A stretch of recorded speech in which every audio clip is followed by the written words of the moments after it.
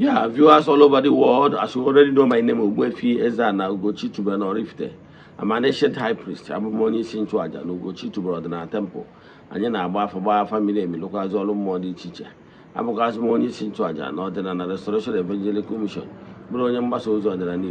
So you can call me a priest or an evangelist. And my mission is to help people live better life.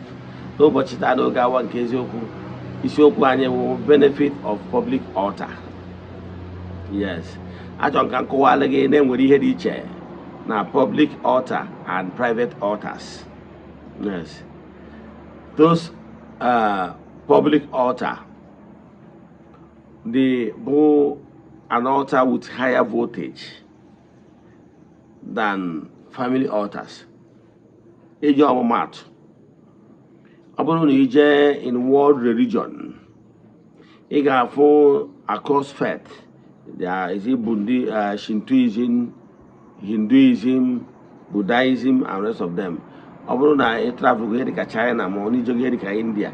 You can in their various shops. You can find the yes. Na Catholic homes. I remember when I was Catholic.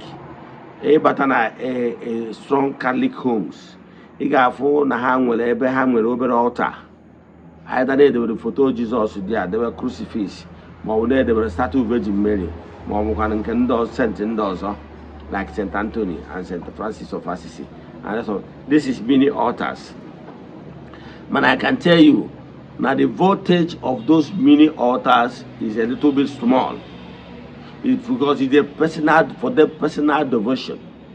Now, those ones I call them mini altars, and for personal devotions. However, the current therein is a little bit lower. Getting the entities of powers had edge two sword. That is, had edge the hand of giving and Jidegwa a sword. Nyabo. Eto achukwu okike si wee bụrụ Chineke jupụtara na afọ ọma na obi ebere bụrụkwa Chineke nke ikpe nkwụmọtọ. For ya, to our God, the Angelin Kia, the Angelin Kia Nazo, the Angelin Kia, a book would penalize.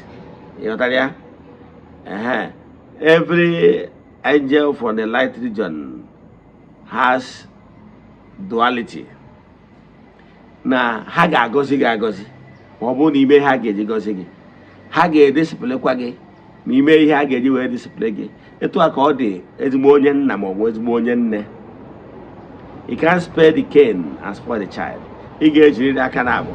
What I can make here the man, he told you, got idea he'll be a dear man. My what I can make God your if you're everybody here a bomb here, where we are the home and Adroma. Ntiodi, eto akodi in that jelly kitchen. Actually, can try here to miss Kowana got here. Now, it was where for now. This let's use power source, for example. Power source is power source. Electricity is electricity. But then when electricity is a low tension, okay for your house use. But then when the same electricity, but not high voltage, in case from high tension, in case from power source, that one is not meant for home use. Obona iwere happy had where he had a barante mine and ball. It was called the public altar. Public altar is of higher voltage. More when the moma no bangwa. Then judge and then anana. Then I'll all do teacher. Then a boom by the teacher. Ebona emer install higher altar or temple. Danjalunke chuku. The teacher from every realms, kingdoms, from every astral realms, and about all the choirs of the angels, and about all the entities of powers. About no white altar can add more altars for the light region. I got all the supernatural beings. The entities of past, the beings from the luminous height. beings from the light region. Aga boku or Ramonda Nina. All the cardinal point entities.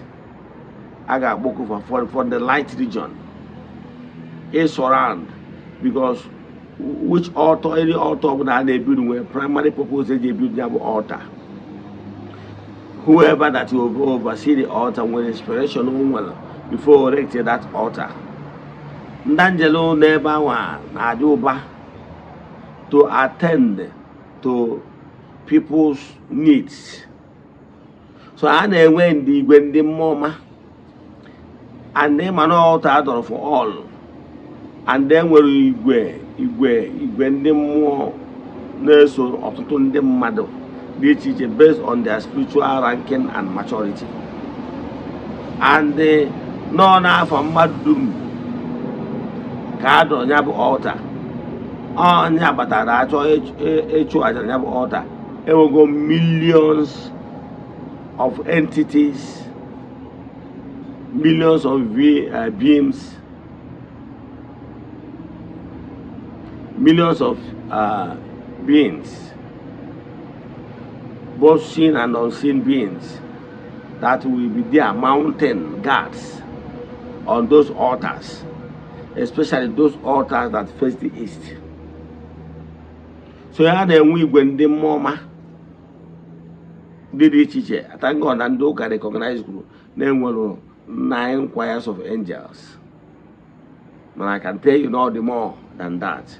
Mana, let's use based on the yardstick they set.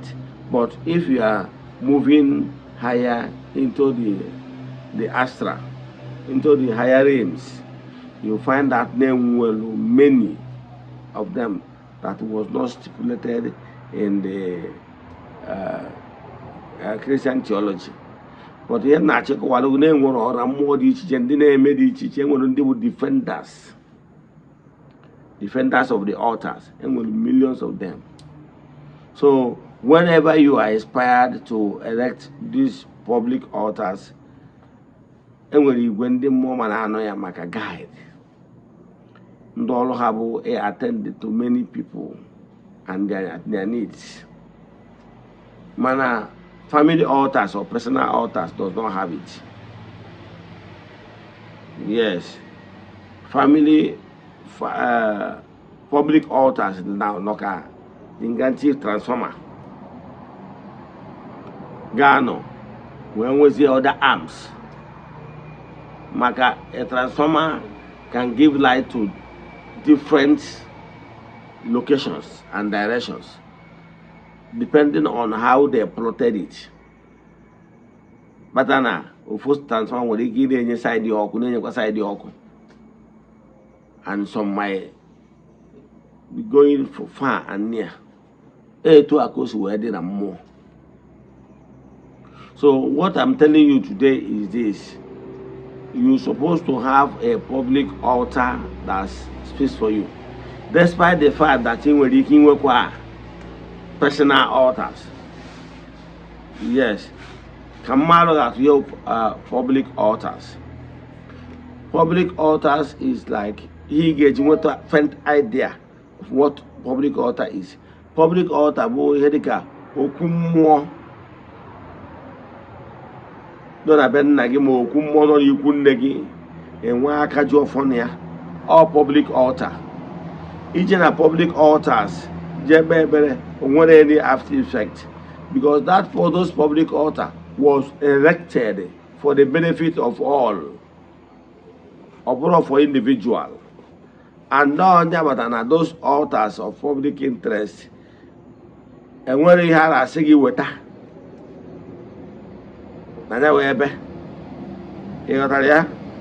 because all higher voltage, it was called the temple. And when he had a sigi weta, came a temple. Rather, about in a temple, they can holy meals and the rest of them. Because altar of public interest, yes, is of high voltage. In case they were in a begging personal altar, bo You can just take a tip of the iceberg. Not to connect it to. So he gets you a public altar. They are not asking you to bring something an altar. No. Because that particular altar, it was never built for you alone. However, public altar is there to serve everybody's interest, and it doesn't have any negative effect because it was never built for you as a person. But those personal altars about their charm, about the okite, about the okibubo, those things is personal for you. So it was programmed only for you alone. That's why if the thing goes wrong, it will have the consequence to you. Yes. But upon a public altar, it was never solely built for you. And therefore it does not have any negative effect on you. Because so you must have a public altar that you believe that will always be there, that you can be visiting from time to time. Come on and wafage. Come on where they.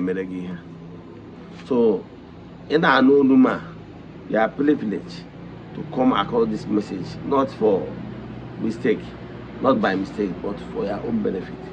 So seek and have interest and understanding why you should have a public altar that speaks for you. Very, very important. And overall, and don't want any after effect. Any word altar, I have been to Indian temples, follow them to festivals, and by next year, God willing, if I visit India again, I will still worship at their temple. Yotalia? Yes, or any other world temple which I choose to worship for any reason. Now, what any after effect? Because that temple was never built for you alone. Yotalia? To accord whether about a cathedral, about a temple, but it doesn't have any after effect because it was never built for you solely. Charm is your personal altar which you devoted yourself to and the energy, and is solely built for your own. So if you have negative, it comes to you direct and their lineage. You know what Uncle Seba. In one Uncle the moment talk about our family, chat me on WhatsApp 0805783767. Let us pray. Ekwem na Chineke. Ekwem na odi ihe siri m ike nke Chineke na-apụghị. Ezigbo ụzọ nke si luwo ya n'ihi na ọ mazuru ihe niile. Obi m siri ike na Chineke meworo m ya gazie. May the blessings of Chukwu remain be with you all. May you be protected. May you be blessed now and forevermore. Ya gazie.